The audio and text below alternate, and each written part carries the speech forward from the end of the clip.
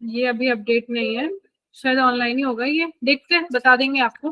ठीक है, तो जैसे अपन का ये रिवीजन का लेट्स से थर्ड लेक्चर ही है, तो इसके अंदर अपन आज पढ़ने वाले हैं क्रोमोसोमल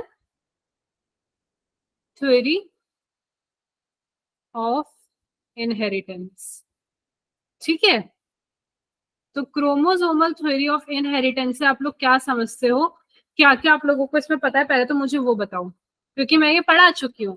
बेसिकली मैं आपसे जानना चाहती हूँ कि आप क्या समझे थे क्रोमोसोमल थ्योरी ऑफ इनहेरिटेंस से, बताओ चलो।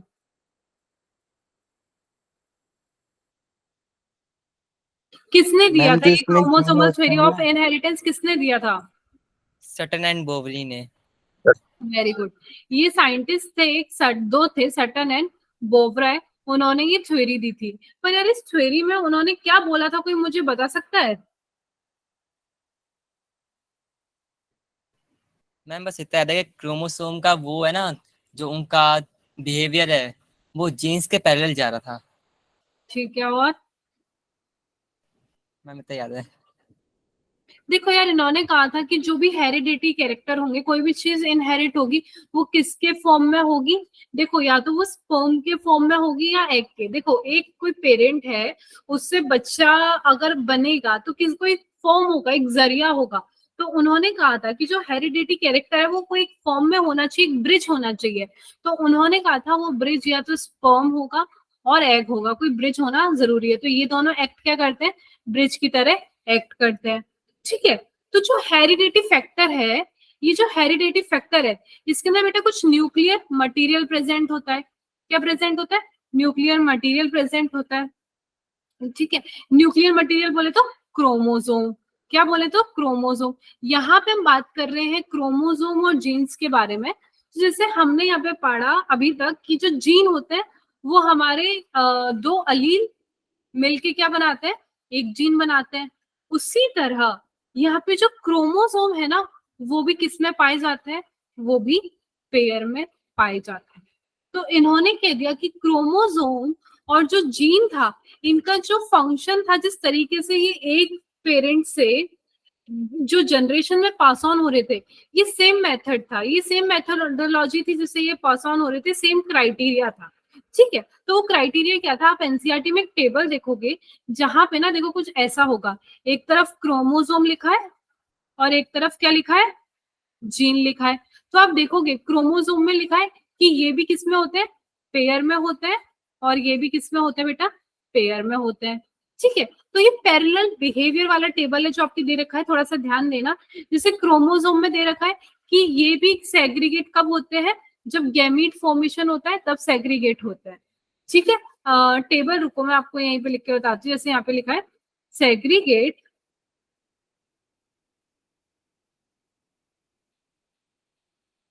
segregate at time of gamete formation, ठीक है, such that only one of each pair is transmitted to gamete। ठीक है, यहाँ पे ये सेम रहेगा, only one of each pair is transmitted to gamete. Is that clear? यहाँ पे भी यही सेम है, यहाँ पे भी बिल्कुल सेम है। ठीक है, इसमें कोई डिफरेंस नहीं आ रहा है। बस जो डिफरेंस आ रहा है वो थर्ड वाले पॉइंट में आता है, जो क्रोमोसोम बोलते हैं only one pair segregate independently of another pair. यानी कि एक पेयर, जैसे एक पेयर है, तो एक पेयर के अंदर जो क्रोमोसोम है वो इंडिपेंडेंटली सेग्रीगेट करेंगे दूसरे पेयर से। ठीक है, कैसे, दूसरे पेयर से। ये एक पेयर है और ये एक पेयर है, तो दोनों पेयर इंडिपेंडेंटली सेग्रीगेट करेंगे। ठीक है, हेलो, यस मैम। समझ आ रहा है? Yes ma'am. नहीं भी आ रहा हो तो ना तो नहीं बोल सकते, क्योंकि मैं उठा उठा के बैठूंगी, ये मैं क्योंकि रिवाइज करवा रही हूँ आपको, और ये तो आपको अच्छे से पता होना चाहिए, है ना? मैम आ रहा है। समझ पड़ रहा है?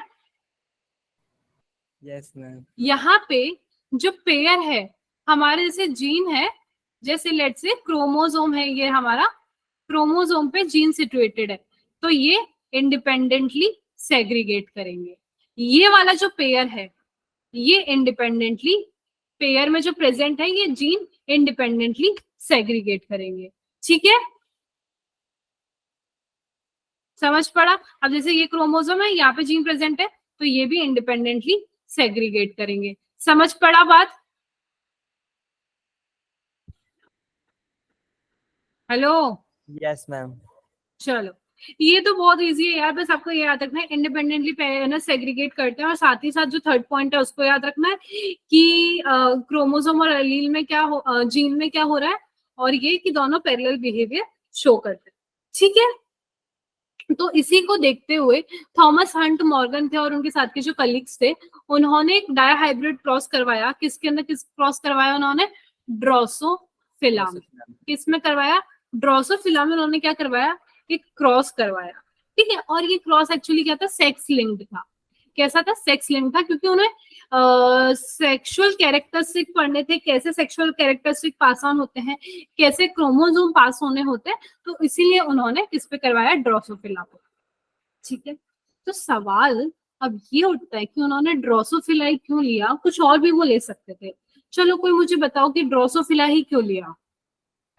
मैम इनकी लाइफ टाइम जो है बहुत शॉर्ट है, 2 वीक की होती है, और इनमें मैम मेल और फीमेल दोनों को डिस्टिंग्विश कर सकते हैं, मतलब आसानी से पैदा। और मैम लैब में भी इनको आसानी से ग्रोथ कर सकते हैं। और सही है, तीनों मैम पॉइंट इनके बिल्कुल सही। क्रोमोसोम को हम ज्यादा बोलो।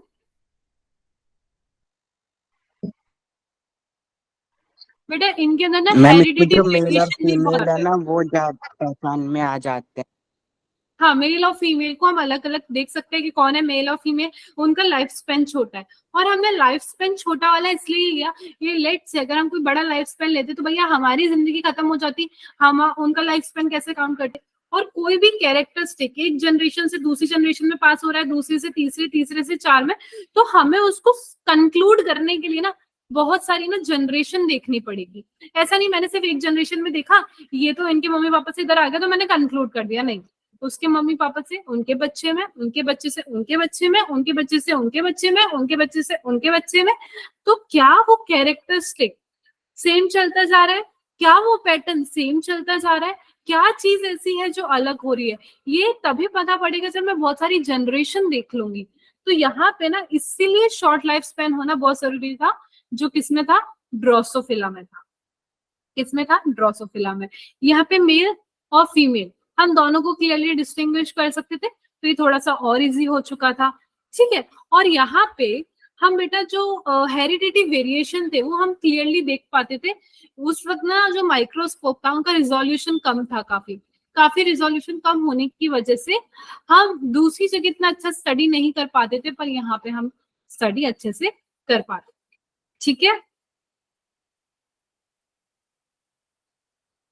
तो अब जब ये स्टडी कर रहे थे तो इन्होंने एक थ्योरी दी जिसका नाम है लिंकेज एंड रिकॉम्बिनेशन। कोई मुझे बताएगा लिंकेज एंड रिकॉम्बिनेशन थ्योरी के बारे में? What do you understand by the term linkage? What do you understand by the term recombination? Ma'am जो लिंकेज होता है ना वो डीएनए के आपस में ना क्लोजली रिलेट होने की जो टेंडेंसी रखता है ना उसको बोलते हैं। ठीक है, रिकॉम्बिनेशन?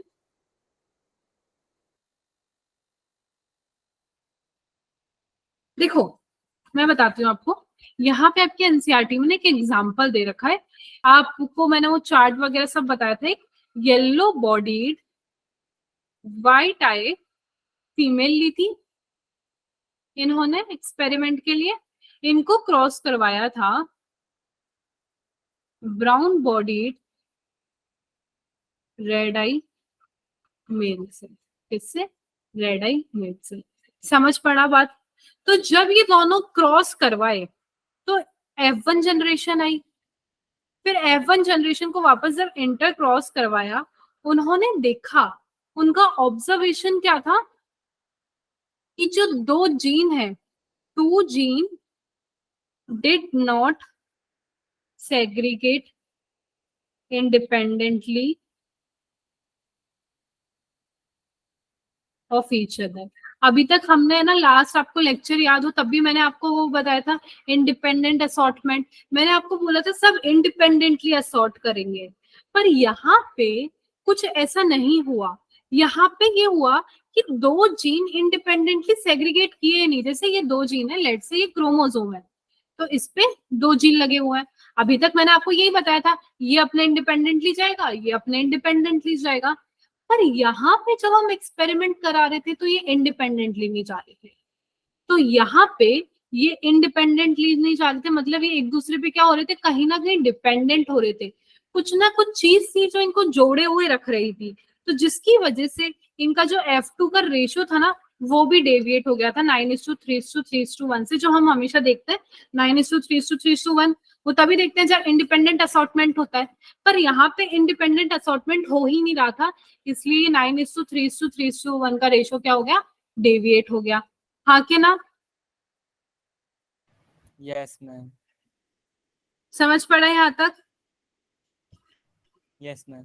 Yes ma'am. तो यार देखो, अब क्या ऐसी चीज थी जो इनको जोड़े रख रही थी, ठीक है। जैसे कि ताजी ने बोला कि यार देखो ये दोनों क्या होंगे, मैं उसमें उसने बोला कि मैम वो कुछ ऐसा था जो जोड़े हुए रख रहे थे, लिंकेज उसने एक टर्म दिया था, तो मैं आपको वही बताने जा रही हूँ लिंकेज के बारे में। यार जैसे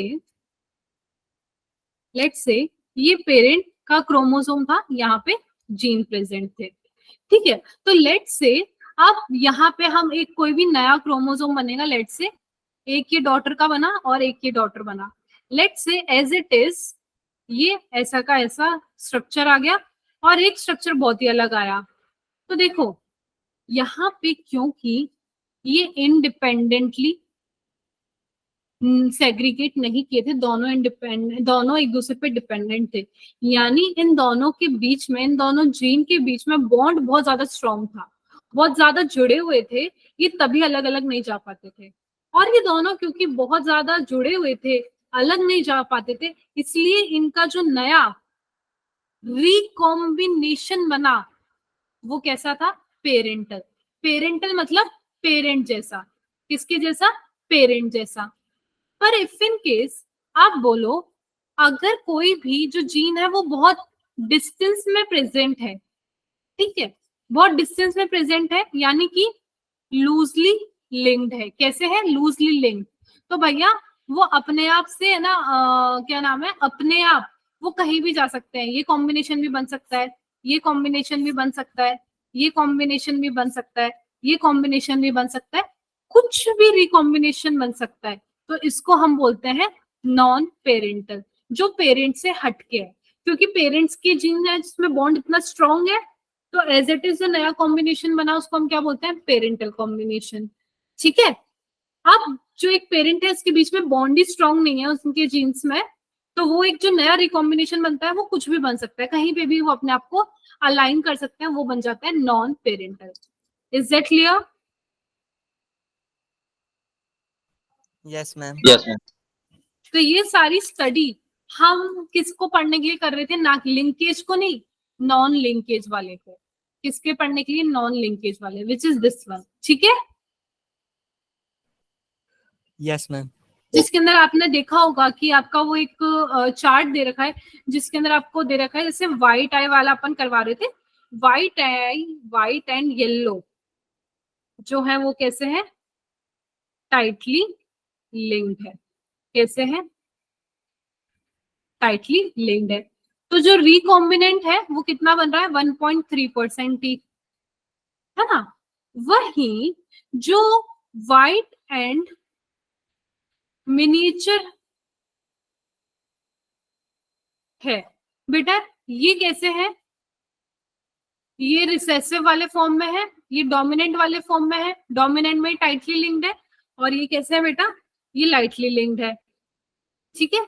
तो इसमें रिकॉम्बिनेंट जो बनता है वो कितना बनता है, 37.2%। कितना, 37.2। अब आप देखो जो लाइटली लिंक्ड है, जो दूर दूर प्रेजेंट है, उसमें रिकॉम्बिनेंट कितना ज्यादा बना है, और एक जो है जिसके अंदर बहुत टाइटली लिंक्ड है, उसमें रिकॉम्बिनेंट कितना कम बना है। हाँ कि ना?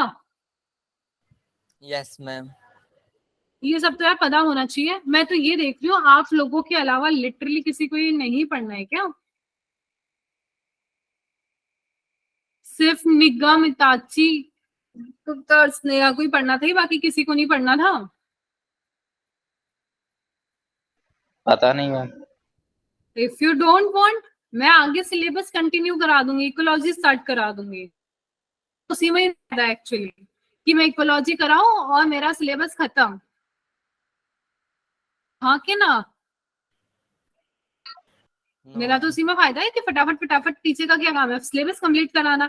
मेरा ऑलरेडी इतना आ गया, मैं इकोलॉजी शुरू करवाऊंगी फटाफट फटाफट, 1 महीने में आपकी इकोलॉजी खत्म, मेरा काम खत्म। हमारे को रिवीजन के लिए नहीं बोला जाता है कि आप रिवीजन कराओ, तो मैं क्यों फिर अपना टाइम लगा रही हूँ, मैं क्यों अपनी एनर्जी लगा रही हूँ? हाँ कि ना? सही बात है कि नहीं?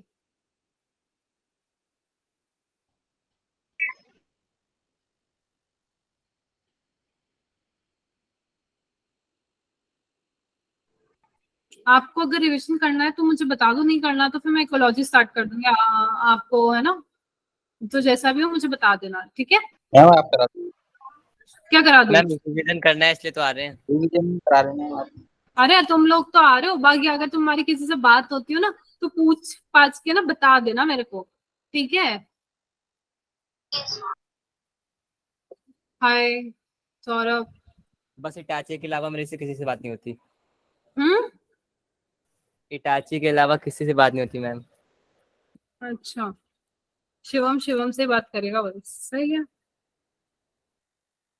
चलो, वही जो थे थॉमस एंड मॉर्गन, उनका एक स्टूडेंट था जिसका नाम था अल्फ्रेड। याद है उनके स्टूडेंट का नाम? वो काफी स्मार्ट स्टूडेंट था। कैसा था? काफी स्मार्ट स्टूडेंट था। और उन्होंने, यार देखो हम क्रोमोसोम के बारे में बात कर रहे हैं कि क्रोमोसोम के जो जीन्स है वो पास ऑन हुए, क्रोमोसोम के जीन टाइटली लिंक थे, तो नॉन रिकॉम्बिनेंट्स ज्यादा थे, रिकॉम्बिनेंट्स कम थे, है ना? वही अगर क्रोमोसोम से जो जीन पास ऑन हुए अगर वो लाइटली लिंक थे तो रिकॉम्बिनेंट्स ज्यादा थे, नॉन रिकॉम्बिनेंट्स कम थे। तो यार ये कुछ फ्रीक्वेंसी थी, ठीक है? तो उन्होंने क्या किया, यूज्ड फ्रीक्वेंसी कि किस फ्रीक्वेंसी से ये रिकॉम्बिनेंट्स पास ऑन हो रहे हैं, जीन किस पेयर में है ना पास ऑन हो रहा है, ठीक है? और उन्होंने क्या किया, इनकी पोजिशनिंग जो थी, जीन जिससे पास ऑन हो रहे थे ना, रिकॉम्बिनेंट बना रहे थे, तो कुछ पोजिशन था उनका, ठीक है? उनकी कोई पोजिशनिंग थी, उनको मैपिंग करने का जो काम था वो किसका था? अल्फ्रेड का था। और उन्होंने ऐसी पोजिशनिंग करके, लेट से शिवम हिताची है, उसके अंदर जो जीन है वो ऐसे प्रेजेंट है, ठीक है? तो ये फ्रीक्वेंसी थी कुछ कि इस फ्रीक्वेंसी से ये प्रेजेंट है। ये कौन है? इताची की फ्रीक्वेंसी। लेट से वही शिवम गुप्ता है, उसकी कुछ इस तरीके से है। किसकी? गुप्ता की। वही निगम है, उसकी फ्रीक्वेंसी कुछ इस तरीके से है, ठीक है? वही सौरभ की ये हो गई, ठीक है? और स्नेहा,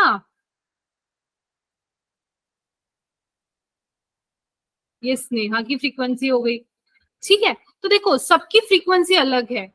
तो क्या इसी से हमारे ये जो ह्यूमन जीनोम प्रोजेक्ट आ गया, क्या आ गया बेटा? Human genome project. तो इस प्रोजेक्ट में बेसिकली क्या था, हम सीक्वेंस पढ़ रहे हैं, ये जो दिख रहे हैं सीक्वेंस, कि जीन किस सीक्वेंस में लगे हुए हैं, और हर इंसान के ना एक सीक्वेंस अलग होता है, ठीक है? तभी हम आगे जाके डीएनए फिंगरप्रिंटिंग पढ़ पाते हैं इस ह्यूमन जीनोम प्रोजेक्ट में। याद आ रहा है आपको जब हमने पढ़ा था?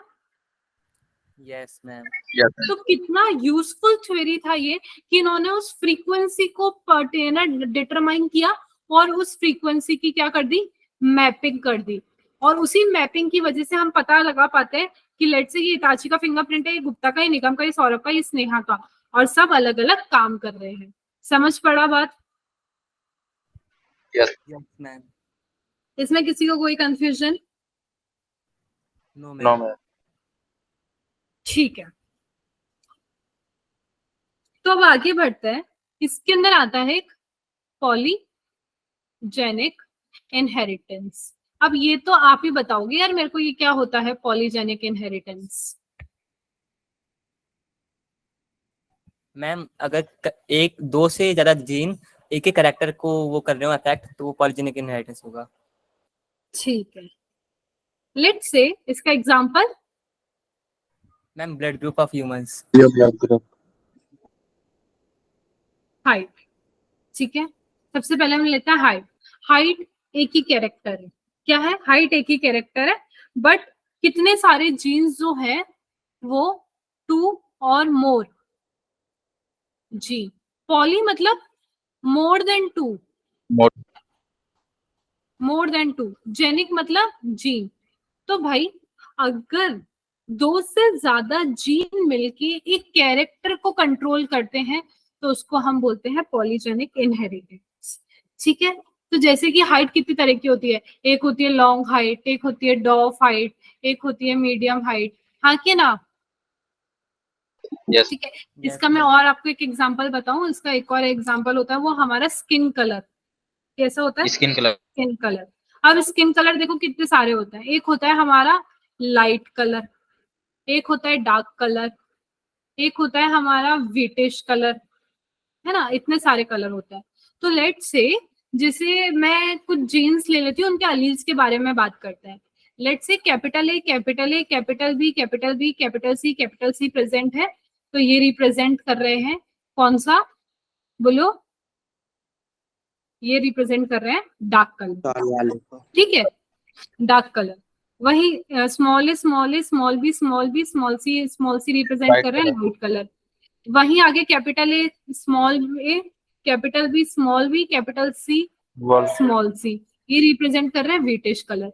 तो आप ये देखो, ये एक जीन है और ये दो उसके अलील, ये एक जीन दो उसके अलील, ये एक जीन दो उसके अलील, एक येरा जीन दो उसके अलील, ये जीन दो उसके अलील, येरा जीन उसके अलील। सेम कहानी हर जगह चल रही है। तो कितने सारे जीन मिलके एक एडिटिव इफेक्ट देखे। आप देखो ना, सब कुछ एडिशन में चल रहा है। Capital A, capital A, capital B, capital B, capital C अलग रिजल्ट दे रहा है, पर मैंने कुछ और तरीके से ऐड किया तो एक अलग रिजल्ट दे रहा है, मैंने कुछ और तरीके से ऐड किया तो एक अलग रिजल्ट दे रहा है। तो ये क्या है? एडिटेटिव, यानी कि बोले तो क्वांटिटेटिव प्रॉपर्टी है। कैसी है बेटा? क्वांटिटेटिव प्रॉपर्टी है। ठीक है, यस तो इतने सारे जीन मिलके एक कैरेक्टर रिप्रेजेंट करेंगे। इतने सारे जीन आखिर मिल रहे हैं क्यों? एक पर्टिकुलर कलर देने के लिए, एक पर्टिकुलर ट्रेड देने के लिए, हाँ क्या ना? Yes yes ma'am. क्लियर है ये बात? Yes ma'am. इसमें किसी को कोई कंफ्यूजन है तो बोलो, नहीं तो अपन आगे बढ़ते हैं। आगे बढ़ते हैं मैम। आगे पढ़ा दूँ। ठीक है, अब जैसे ये वाला जो कलर है दिस विटिश, विटिश कलर को एक नाम और देते हैं, क्या बोलते हैं बताओ? मुलाटो। क्या बोलते हैं? मुलाटो। MULATTO, MULATTO, मुलाटो। ठीक है, तो अगर आपके कभी एग्जाम में ब्रिटिश कलर की जगह कुछ मुलाटो करके लिखा हुआ है तो ऐसे बिल्कुल ऐसे मत जाना कि क्या हो गया हमारे साथ, समझ ही नहीं आ रहा, दुनिया इधर की उधर हो गई है, ऐसे नहीं होने का। ठीक है, yes ma'am. Clear, sorted? Yes ma'am. चलो, फिर एक टर्म आता है जिसको हम बोलते हैं प्लियोट्रॉपी। क्या नाम है? प्लियोट्रॉपी। चलो, अब मेरे को बताओ प्लियोट्रॉपी क्या होता है?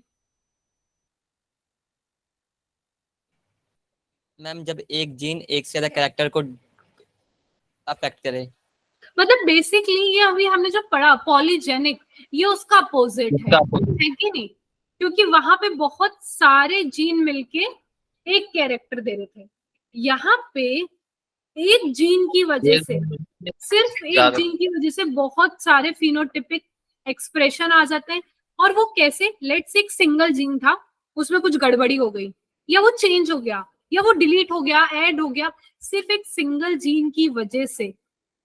एक सिंगल जीन बहुत सारे हमारे मल्टीपल फिनोटिपिक एक्सप्रेशन दे रहा है। ठीक है, जैसे इसका एग्जांपल है फिनाइल कीटोन्यूरिया। ठीक है, कोई मुझे बताएगा फिनाइल कीटोन्यूरिया में क्या होता है? मैम इसमें ना वो होता है, क्या होता है, hydroxylase, alanine hydroxylase enzyme. Ma'am ये ना बन नहीं पाता वो पूर्ण मात्रा में, जिसमें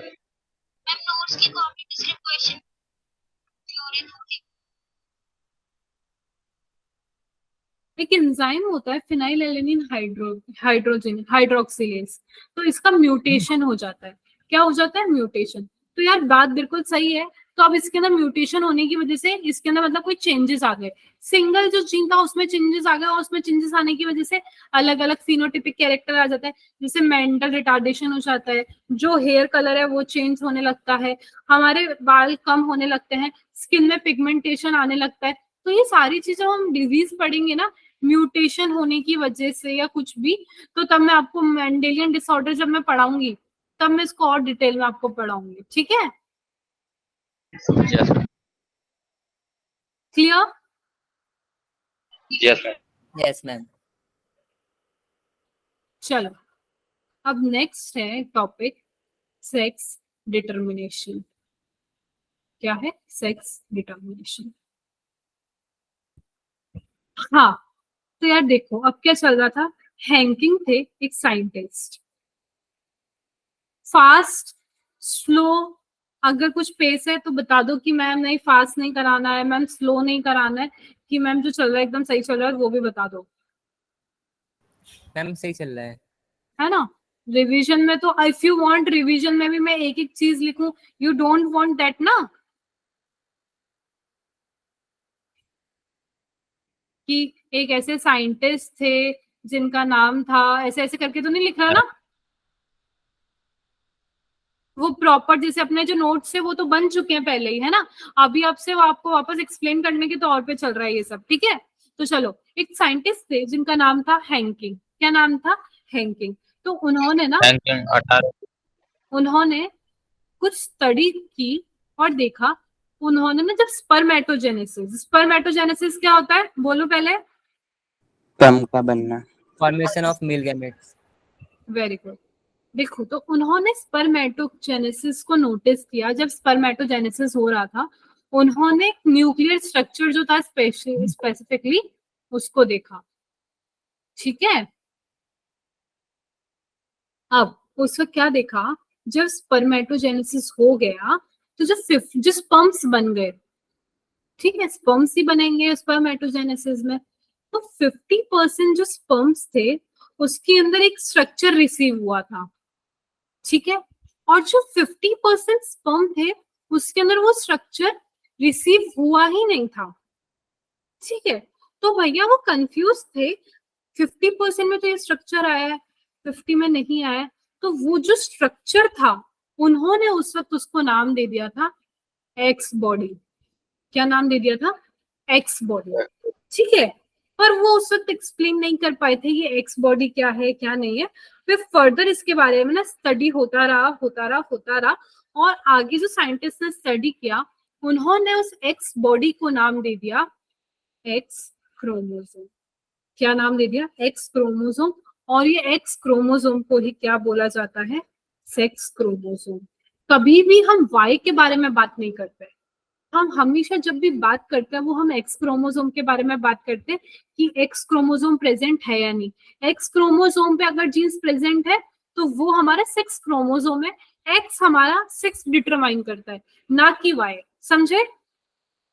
यस मैम। ठीक है, कंफ्यूज मैम नहीं एक होना। क्वेश्चन आया था इस बार संडे को, क्या?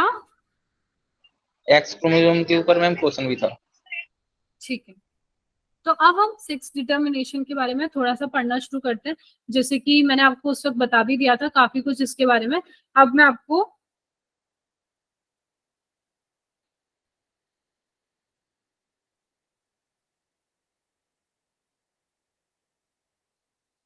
बताती हूँ, ठीक है।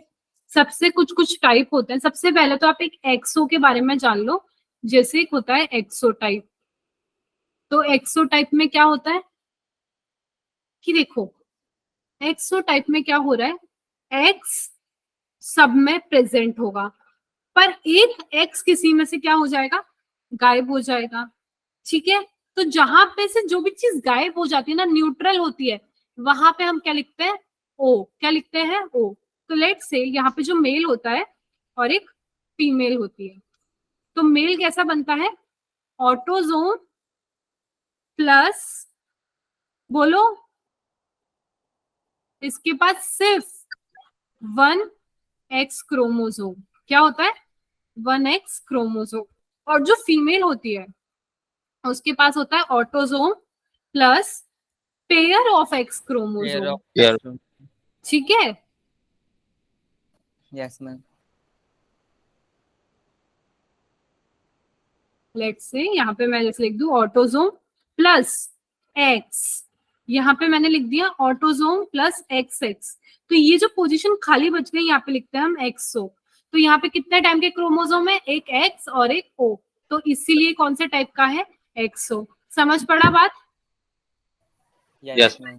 तो ना आपको ऐसे करके ना एग्जाम्पल्स याद करना है। आपसे ये नहीं बोला जाएगा कि आप एक्सो को एक्सप्लेन करो, आपसे ये नहीं बोला जाएगा,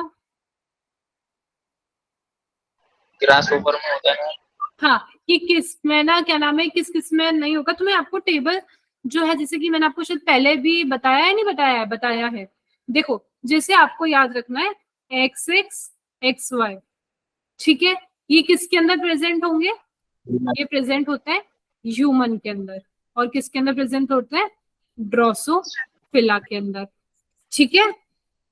जैसे Yes, sir. इसके अंदर जो मेल होता है और फीमेल होती है, फीमेल के अंदर ऑटोजोम प्लस एक्स एक्स होता है, और जो मेल होता है ऑटोजोम प्लस एक्स वाई। तो दो तरह के आ गए ना, तो इसलिए एक्स वाई, एक्स एक्स और एक्स वाई मेथड, ठीक है। अब यहाँ पे ये क्या है, मेल हेटेरोगेमिटी है। क्या है, मेल हेटेरोगेमिटी। मतलब मेल में कुछ अलग है, फीमेल तो होमोजाइगस फॉर्म में है, ठीक है। Yes, ma'am. क्योंकि यहाँ पे मेल होमोजाइगस फॉर्म में है, इसलिए यहाँ पे सेक्स को कौन डिटरमाइन करता है, बेबी के, मेल, ठीक है। क्योंकि लेट से मेल के पास एक्स वाई है और फीमेल के पास एक्स एक्स है। तो मानो अगर फीमेल का एक्स आया और मेल का एक्स आया, तो जो बेबी होगा वो तो फीमेल बन जाएगा। पर इफ इन केस यहाँ से एक्स आया और यहाँ से वाई आया, तो ये एक्स वाई बनेगा, तो वो क्या बन जाएगा, बॉय बन जाएगा। तो यहाँ पे मेल हेटेरोगेमिटी होने की वजह से जो सेक्स डिटरमाइन होता है वो कौन करता है, मेल। हमेशा ये याद रखना, जहां भी हेटेरोगेमिटी आ जाएगी वो हमेशा सेक्स को डिटरमाइन करेगा बेबी के, ठीक है। Yes, ma'am. Yes ma'am. आप जैसे कुछ अलग अलग होता है हिटेरोगेमिटी, जैसे आप बर्ड्स में पढ़ोगे वहां पे फीमेल्स में होती है, तो वहां पे जहां पे भी हिटेरोगेमिटी आएगी वहां पे वो क्या करेंगे, सेक्स को डिटरमाइन करेंगे, ठीक है। जैसे बर्ड्स हो गया, बर्ड्स के अंदर हमारे जो होता है ZW होता है। क्या होता है, ZW या फिर Z। तो यहाँ पे आप जैसे देखोगे फीमेल जो होता है और जो मेल होता है, फीमेल में क्या होता है, हिटेरोगेमिटी, यानी कि ऑटोजोम प्लस ZW, और यहाँ पे होता है ऑटोजोम प्लस ZZ। ये है बेटा होमोजाइगस में, और ये है हमारे हीट्रोजाइगस में, ठीक है। अब क्योंकि ये हीट्रोजाइगस में है, तो क्या बेटा, यही हमारे क्या करेगी, डिटरमाइन द सेक्स। समझ गए ना। तो ऐसा नहीं है हमेशा हर जगह मेल ही करेंगे, काफी जगह फीमेल्स भी करती है। जहाँ पे हिटेरोगेमिटी है, यहाँ पे फीमेल हिटेरोगेमिटी है, तो यहाँ पे फीमेल करेगी, ठीक है। Yes, ma'am. Yes ma'am. तो देखो कितने टाइप के अपने पढ़ लिए, एक एक्स एक्स पढ़ लिया, एक ZW पढ़ लिया। अब हम पढ़ते हैं एक्सो। एक्सो टाइप हमारे किस में होता है, राउंड वर्म में होता है, ठीक है। किस में होता है, राउंड वर्म में होता है और इंसेक्ट्स में होता है। वहीं ZW ZZ जो है वो होता है हमारे फिशेस के अंदर, किसके अंदर? फिशेस और रेप्टाइल्स के अंदर। ये याद रख लेना, पूछा जा सकता है कि कौन सा किसके अंदर होता है। ZOZZ किसके अंदर होता है? मॉथ्स, बटरफ्लाई, ठीक है। XXXY किसके अंदर होगा? ह्यूमन के अंदर होगा, ड्रोसोफिला के अंदर होगा, ठीक है। ये वाली चीज है। अब हैप्लोडिप्लॉइडी भी एक होता है यहाँ पे, हैप्लोडिप्लॉइड, ठीक है। तो हैप्लोडिप्लॉइड किस में होता है? हनी बी में। किस में होता है? हनी बी में। इसके अंदर क्या होता है, जो एक फीमेल होती है और जो मेल होता है, ये कैसे डिस्टिंग्विश होता है, कोई मुझे बता सकता है? हनी बी में बोलो। मैम इनके गैमेट से पता पड़ जाता है। क्या गया मुझे इसमें बता? 30 मैम मियोसिस होती है मैम, जैसे फीमेल प्लॉइडी, ओके, और मेल में मैम 16 गैमेट्स होते हैं और फीमेल में 32 होते हैं। तो मैम मियोसिस होता है फीमेल में और मेल में माइटोसिस। अच्छा, ठीक है। अब देखिए, इसके अंदर ना हम डिस्टिंग्विश करते हैं क्रोमोसोम सेट कितने कितने प्रेजेंट है। लेट्स से हमारी जो फीमेल होती है ये होती है डिप्लॉयड। क्या होती है? डिप्लॉयड। वहीं जो मेल होता है वो क्या होता है? हैप्लॉयड, हैप्लॉइड ठीक है। लेट्स से अगर डिप्लॉयड है तो कितने यहाँ पे क्रोमोसोम प्रेजेंट होंगे? 32, 2 है, ठीक है। और यहाँ पे हमारे मेल है तो 16 कितना होगा? 16 ठीक है। ये क्लियर है? इसमें किसी को कोई कंफ्यूजन? नो अब क्योंकि मेल में ना आधे ही होते हैं तो हम उसको ना डिस्टिंग्विश कर सकते हैं फीमेल से। और यहाँ पे आप, हमारे ये आधे क्यों होते हैं? क्योंकि ये होते हैं अनफर्टिलाइज। कैसे होते हैं? अनफर्टिलाइज। फर्टिलाइजेशन का मतलब ही क्या होता है? एक मेल एक फीमेल ये मिलते हैं तो बनाते हैं फर्टिलाइजेशन से डिप्लॉयड कंडीशन। तो डिप्लॉयड कंडीशन सिर्फ और सिर्फ यहाँ पे किस में होती है? फीमेल में। किस में होती है? फीमेल में। इसीलिए 2n सिर्फ यहाँ पे बनता है। यहाँ पे ये होता है पार्थिनोजेनेसिस जिसको बोलते हैं, ठीक है। तो इसके अंदर ये बेटा अनफर्टिलाइज होता है, सिर्फ हैप्लॉइड होता है, तो वो मेल होते हैं। समझे? मेल कैसे बनता है?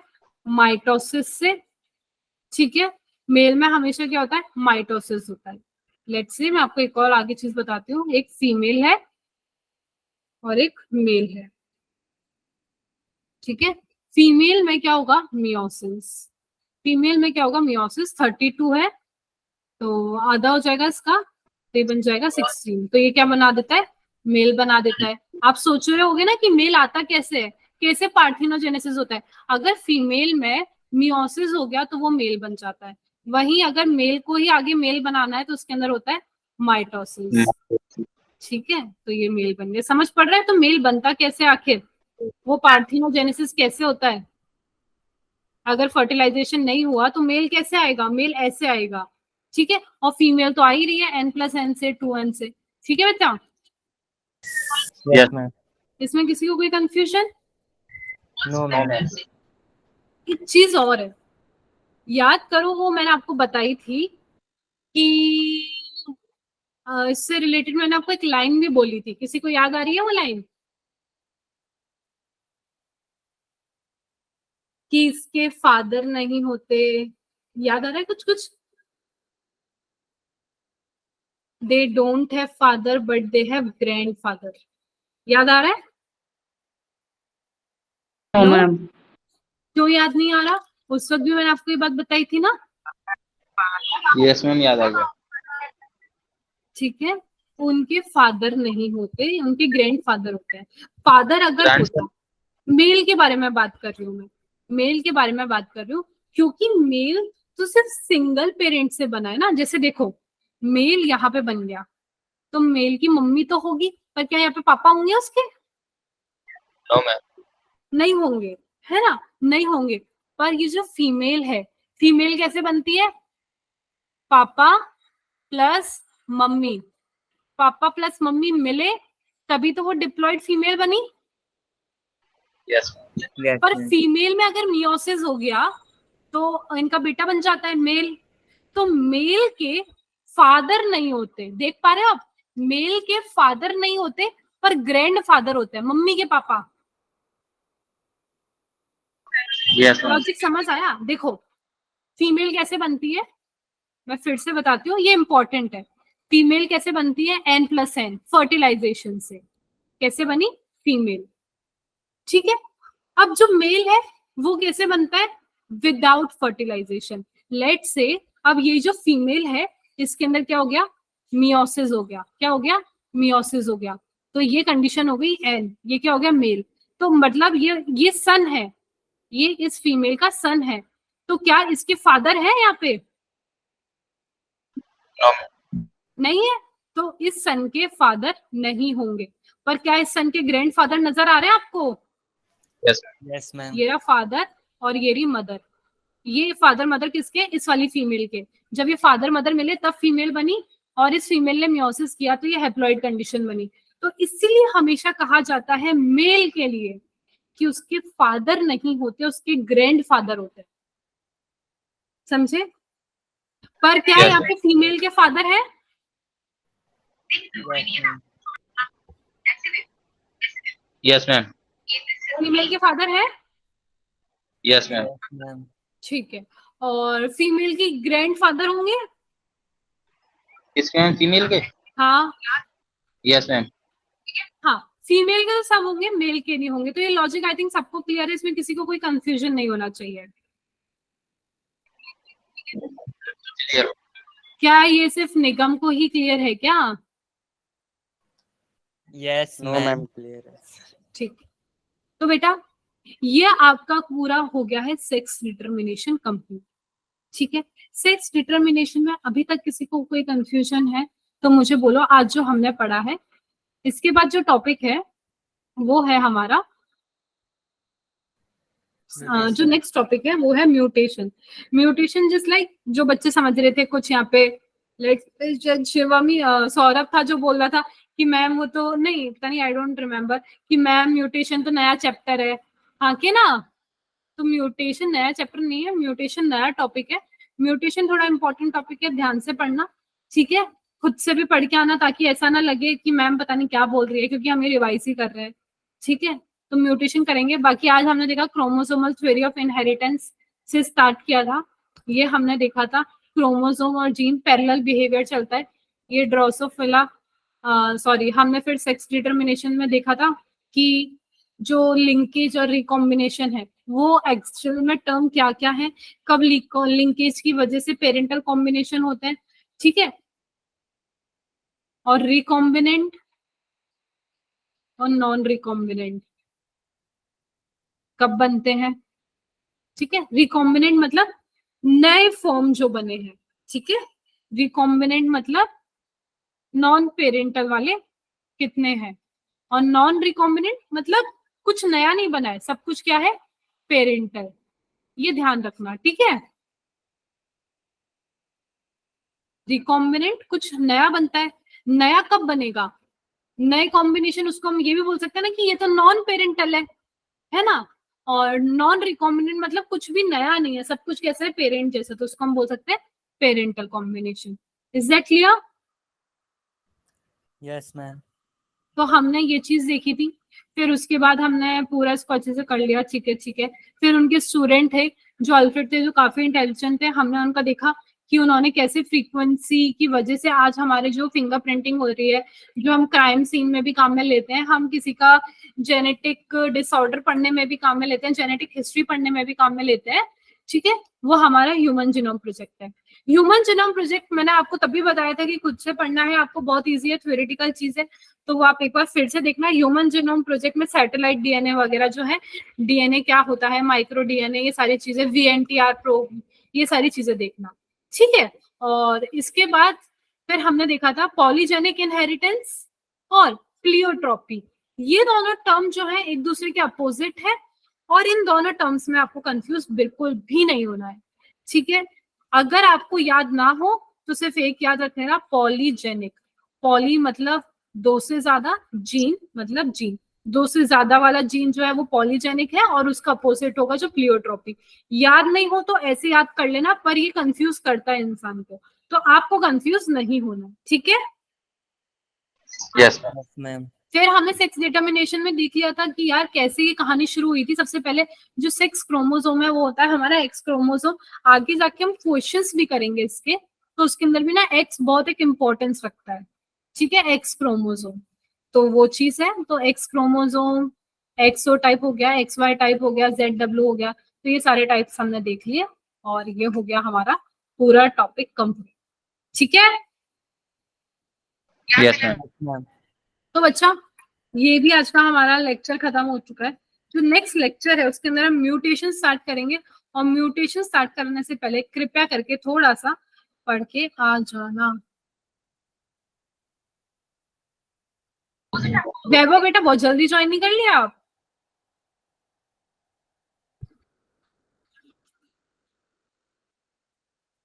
मैम मैं एक क्वेश्चन पूछूं? हाँ पूछो यार पूछो।